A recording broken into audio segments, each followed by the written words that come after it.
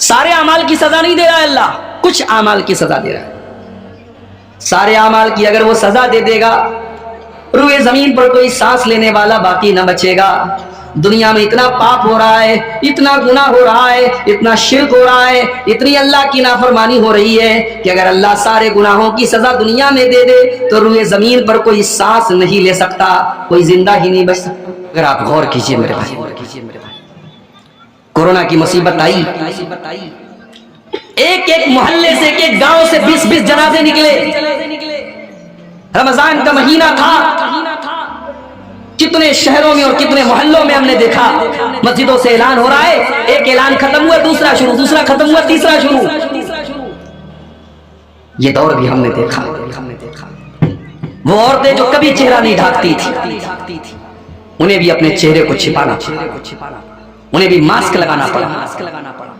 हवाई जहाज पर वो एयर होस्टेस जिसको अपने शरीर को नंगा रखने के लिए पैसा दिया जाता है, तनख्वाह दी जाती है, उस एयर होस्टेस को भी इस बीमारी ने सर से पैर तक नकाब में, उसको आप नकाब कहिए, उसको आप मास्क कहिए, उसको आप जो है सुरक्षा कवच कह लीजिए, कुछ भी कह लीजिए, उसको अपने शरीर को ढांकना। हमने ये दौर भी देखा। मुसलमान मस्जिद में नहीं जाता था, नमाज नहीं पढ़ता था। बहुत होता था लोग जुमा की नमाज में मस्जिद में आ जाते थे, लोग ईद बकरीद की नमाज में ईदगाह में आ जाते थे। कोरोना ने वो दौर भी हमको दिखाया कि अल्लाह ताला ने ऐसे हालात पैदा कर दिए कि मस्जिदों के दरवाजे बंद हो गए, मस्जिदों के दरवाजे बंद हो गए। तुम नहीं आते ना मस्जिद में, मत आओ। अब मस्जिद में तुम आ नहीं सकते, मस्जिद के दरवाजे तुम्हारे लिए बंद हो गए, तो चाह करके भी तुम मस्जिद में नहीं आ सकते। कोरोना के इस दौर में हमने ईद की नमाज अपने घर में अदा की जो कभी नहीं कर सकते थे। तरावी की नमाज मैंने अपने घर पर अपने परिवार को पढ़ाई। मैं हाफिज नहीं हूं, लेकिन उसी कोरोना के दौर में मैंने 10 तारे याद करके अपने घर में तरावी की नमाज पढ़ाई। मेरी माँ का आखिरी रमजान था, अल्लाह ने ये तौफीक भी मुझको बख्शी कि आखिरी रमजान की तरावी की नमाजें मेरी माँ ने मेरे पीछे पढ़ी, जो जिंदगी में कभी पॉसिबल नहीं था। कोरोना ने हमको वो हालात भी दिखाए मेरे भाई, लेकिन हालात जैसे ही नॉर्मल हुए, हम और आप अपने पुराने ढर्रे पर लौट आए। हम अल्लाह की नाफरमानियों में लग गए मेरे भाई। जिना के अड्डे आबाद हो गए। दिल्ली के अंदर जब लॉकडाउन खुला तो सबसे पहले शराब की दुकानों पर लाइन लग गई। गौर करो कि आज का इंसान इतनी बड़ी बड़ी मुसीबतों को देखने के बाद भी ये इंसान कितना कठोर हो चुका है, कितना संग दिल हो चुका है, इसका दिल कितना पत्थर हो चुका है कि ये अल्लाह की तरफ रुजू नहीं करना चाहता, ये अल्लाह की तरफ लौटना नहीं चाहता, ये तौबा करना नहीं चाहता, ये अपने पापों को छोड़ना नहीं चाहता। मेरे प्यारे साथियों, कुरान का पहला पारा उठाओ। अल्लाह ने यहूदियों का तज़किरा करते हुए फरमाया, तुम्मा क़सत क़ुलूबुकुम मिन बादि ज़ालिका फ़हिय कल हिजारति औ अशद्दु क़सवा। ऐ यहूदियों, तुमने अल्लाह की इतनी नाफरमानी की, तुमने इतने पाप किए, तुमने इतने गुनाह किए कि तुम्हारे दिल तो पत्थरों से भी ज्यादा कठोर हो गए, तुम्हारे दिल तो पत्थरों से भी ज्यादा सख्त हो गए। व इन्न मिनल हिजारति लमा यतफज्जरु मिनहुल अनहार, इसलिए कि पत्थर तो कुछ ऐसे भी होते हैं कि पत्थर के अंदर से पानी रिस रिस करके बहने लगता है। व इन्न मिनहा लमा यशक्ककु फयखरुजु मिनहुल मा, पत्थर तो कुछ ऐसे भी होते हैं कि जब पत्थर के ऊपर बार बार पानी पड़ता है तो पत्थर के अंदर भी सुराख हो जाता है और पत्थर से पानी बहने लगता है। व इन्न मिनहा लमा यहबितु मिन खशियतिल्लाह, पत्थर तो कुछ ऐसे भी होते हैं जो अल्लाह के खौफ से झुक जाते हैं, नरम पड़ जाते हैं। मगर यहूदियों, तुम तो इतने सख्त दिल हो चुके हो कि तुम्हारे दिल तो उन पत्थरों से भी ज्यादा गए गुजरे। अल्लाह ने तो यहूदियों के बारे में कहा। आज यहूदियों की जगह हम और आप अपने आप को रख करके सोचें, हमारे दिल भी मेरे भाइयों पत्थरों से भी ज्यादा सख्त। रोजाना जलसे हो रहे हैं। नवंबर दिसंबर का महीना आपके सीमांचल में जलसों का महीना है। आज इस गांव में तकरीरें, कल उस गांव में तकरीरें, परसों फला गांव में तकरीरें, 20-20 तकरीरें हम सुन रहे हैं। लेकिन बेनमाजी आज भी बेनमाजी है, सिगरेट पीने वाला आज भी सिगरेट का आदी है, शराब पीने वाला आज भी शराब का आदी है, हराम खाने वाला आज भी हराम खोर है। क्यों मेरे भाई? इसलिए कि गुनाह करते करते, पाप करते करते हमारे दिलों के ऊपर अल्लाह ने मोहर लगा दी है। अल्लाह के प्यारे नबी फरमाते हैं, इन्नल अब्द इज़ा अख्ता खतियतन, जब बंदा कोई गुनाह का काम करता है, जब बंदा कोई पाप करता है, नुकितत फी क़ल्बिही नुक्ततुन सौदा, तो अल्लाह ताला उसके दिल के ऊपर एक काले रंग का धब्बा डाल देता है, एक ब्लैक कलर का, एक काले रंग का पॉइंट और धब्बा उसके दिल के ऊपर डाल दिया जाता है। अगर बंदा तौबा कर लेता है वो धब्बा मिटा दिया जाता है, लेकिन अगर बंदा बार बार उसी गुनाह को करता है, बार बार अल्लाह को नाराज करता है, बार बार वो गलत काम करता है, तो वो काले रंग के धब्बे उसके दिल के ऊपर बढ़ते चले जाते हैं। हत्ता तालुवा क़ल्बहू, यहाँ तक के पूरा दिल, पूरा का पूरा दिल काला हो जाता है। और जब दिल काला हो जाता है, अल्लाह के प्यारे नबी फरमाते हैं, फ़ज़ालिका रानो, तो दिल के ऊपर एक गिलाफ चढ़ जाता है, पर्दा चढ़ जाता है। और इसी पर्दे का जिक्र अल्लाह ने कुरान में किया, कल्ला बल रान अला कुलूबिहिम मा कानू यक्सिबून, मेरे बंदो तुम्हारे करतूतों की वजह से, तुम्हारे गलत कामों की वजह से तुम्हारे दिलों के ऊपर पर्दा पड़ चुका है। आप तो खुशनसीब हैं, शायद आपको अंदाजा ना हो। जब आप ये कहते हैं ना कि हम अहले हदीस हैं, तो ये कोई मजाक नहीं है मेरे भाई।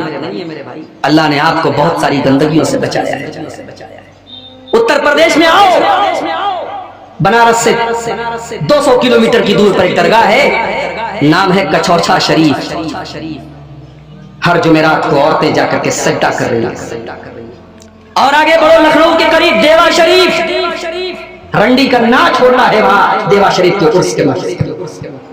और आगे बढ़ो दिल्ली में निजामुद्दीन की दरगाह, वहां पर लोग सजदे कर रहे हैं। और आगे बढ़ो राजस्थान में अजमेर है, मस्जिद बगल में है, अल्लाह के दर पे सजदा करने वाले नहीं है, मगर ख्वाजा मोइनुद्दीन चिश्ती अजमेरी की कब्र पर लाखों लोग सजदा कर रहे हैं। आज का मुसलमान शिर्क कर रहा है। उसके बाद कहता है कि मुझे जूते क्यों पड़ रहे? तुझे जूते, तुझे अल्लाह ताला ने जिस चीज का तुझे जिम्मेदार बनाया था, ला इलाहा इल्लल्लाह, तूने उस ला इलाहा इल्लल्लाह की को खत्म कर डाला। तूने इतना शिर्क किया है और अल्लाह को छोड़ करके गैरों के दर पर तूने अपनी पेशानी को इतना जलील किया है कि अल्लाह ताला अगर चाहे तो तुझे सफेद हस्ती से मिटा। कल रात में मेरा प्रोग्राम था यूपी के अंदर, लखनऊ के करीब में जगह राय बरेली। मुझे वहां के नौजवानों ने दावत दी, कहा शेख साहब हमारे यहाँ बिल्कुल अहले हदीस नहीं है, 2-4-5 घर के लोग हैं, आप आइए। पूरा इलाका कब्र परस्तों का इलाका है। मोहब्बत रसूल के मौजू पर वहां मेरी तकरीर। बड़ा अच्छा कस्बा है यूपी का राय बरेली, बड़ी तरक्की में है वहां के मुसलमान। मुसलमान तो है, कौन से मुसलमान है? अल्लाह को छोड़ करके गैरों के दर पे सर झुकाने। दीपावली का त्योहार आया, हमारे कितने मुसलमान गैर मुस्लिमों को मुबारकबाद भी दे रहे थे और बड़े बड़े बैनर लगा रहे थे। इसी बिहार में सीवान में एक जगह मैंने देखा बैनर लगा था, कोई मुसलमान दुकानदार अपने गैर मुस्लिम भाइयों को दिवाली की मुबारकबाद दे रहा था और बैनर पे लिखा था, माँ लक्ष्मी आप पर कृपा करे। यानी मुसलमान को यह भी पता नहीं है कि तौहीद का मतलब क्या है और शिर्क का मतलब क्या है और कौन सी चीज ऐसी है जो उसकी तौहीद को बर्बाद कर दी। कुछ बेशरम मुसलमान कहते अरे हम तो बिस्मिल्लाह पढ़ के सब खा लेते हैं। गैरुल्लाह के नाम पर कोई मुर्गा ज़बह किया गया, गैरुल्लाह के नाम पर बकरा ज़बह किया गया, गैरुल्लाह के दर पे चढ़ाई गई मिठाई आई, ये बेशरम बिस्मिल्लाह पढ़ के खा लेता है। कल को सुअर का गोश्त तेरे सामने आएगा तो बिस्मिल्लाह पढ़ के खा लेगा। कल को शराब तेरे सामने पेश की जाएगी तो बिस्मिल्लाह पढ़ के पी लेगा। जितनी हराम शराब है और जितना हराम सुअर का गोश्त है, उतना ही हराम एक मुसलमान के लिए वो चीज है मेरे भाइयों जिस चीज पर गैरुल्लाह का नाम नहीं जानते हमारे मुसलमान। आजकल बड़ा मीडिया में एक मामला चल रहा है दिल्ली के अंदर एक मुसलमान लड़के ने गैर मुस्लिम लड़की के साथ लिव इन रिलेशनशिप में रहते थे। अब ये भी चल रहा है समाज में, शादी के बगैर लड़का लड़की रह रहे, समाज को कोई एतराज नहीं है, समाज उसको बर्दाश्त कर रहा है। ये नया भारत है, ये आधुनिक भारत है, ये मॉडर्न भारत है। मेरा इस्लाम तो ये कहता है तुम निकाह कर रहे हो, तुम शादी कर रहे हो। मौलवी साहब भी आ गए, उन्होंने निकाह भी पढ़ा दिया, लेकिन आपका मकसद घर बसाना नहीं है, आपका मकसद सिर्फ अपनी शहवत को पूरी करना है तो कुरान कहता है कि ऐसा निकाह करना जायज नहीं है। मुहसिनीना गैरा मुसाफिरीना, निकाह का मकसद घर बसाना है, परिवार बसाना है, सिर्फ अपनी शहवत को और अपनी सेक्सुअल डिजायर को पूरा करना नहीं है। भाई इंसान और जानवर में कुछ तो फर्क होना चाहिए। यानी इस्लाम इस बात की भी इजाजत नहीं देता कि आप निकाह करें इस मकसद के तहत कि हम सिर्फ अपनी ख्वाहिश पूरी करें। नहीं, आपको घर बसाना है, आपको बीवी का हक अदा करना है। वो इस्लाम जो निकाह के मामले में इतनी पाबंदी लगाता है, क्या वो इस्लाम इस बात की इजाजत दे देगा कि लड़का लड़की बगैर शादी के लिव इन रिलेशनशिप में रहे? खुली हुई ज़िनाकारी है। और आफ्ताब नाम का वो लड़का श्रद्धा नाम की एक लड़की के साथ रहता था। सवाल ये नहीं है कि श्रद्धा के घर वालों को इतराज था कि नहीं था, सवाल ये है कि आफ्ताब के घर वालों को इतराज क्यों नहीं। समाज की ये दोगली तस्वीर भी हमें खत्म करनी पड़ेगी।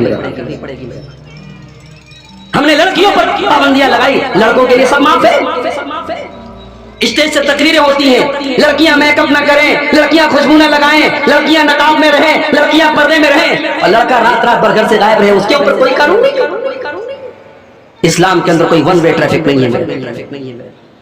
अगर इस्लाम एक लड़की को यह हुक्म देता है, एक औरत को हुक्म देता है कि वो पर्दे में रहे, बेहयाई न करे, वो ज़िनाकारी का कोई काम न करे, तो इस्लाम एक मर्द को भी हुक्म देता है कि वो अपनी निगाहों को नीचे रखे, वो ज़िना के करीब न जाए। वला तक़रबुज़्ज़िना इन्नहु काना फ़ाहिशतन व साअ सबीला, ऐ मुसलमानों तुम ज़िना के करीब भी न जाना, वो बड़ा ही बुरा रास्ता है, बड़ा ही बुरा काम है। और जानते हो मैं अभी कटिहार से आपके गांव में आ रहा था, रास्ते में कहीं ब्रिज बन रहा था, ब्रिज के ऊपर रास्ता अभी बना नहीं है, तो ब्रिज के शुरुआत में सरकार ने, गवर्नमेंट ने एक बड़ा सा बोर्ड लगा दिया, इस पर क्रॉस का निशान बना दिया कि ये रास्ता जाने का नहीं, इस पर मत जाना। इसलिए कि अगर वो निशान नहीं लगेगा, हो सकता है रात का टाइम है, ड्राइवर को पता ना हो, वो ब्रिज पर गाड़ी चला दे और आगे जाकर के एक्सीडेंट हो जाए। इस्लाम ने अगर ये कहा कि ज़िना का रास्ता खराब रास्ता है, तो इस्लाम ने इस रास्ते पर जगह जगह बोर्ड भी लगाए हैं। घर में देवर भी रहता है, भाभी भी रहती है, इस्लाम ने ये हुक्म दिया। अल्लाह के नबी ने फरमाया इय्याकुम वद्दुखूल अलन निसा, जो औरतें तुम्हारे लिए गैर महरम है, जो तुम्हारी माँ नहीं है, जो तुम्हारी बहन नहीं है, जो तुम्हारी बेटी नहीं है, जो तुम्हारी बहू नहीं है, उन औरतों के पास तुम न जाया करो, उनके पास तुम तन्हाई में न जाया करो, उनके साथ तुम अकेले में न रहा करो।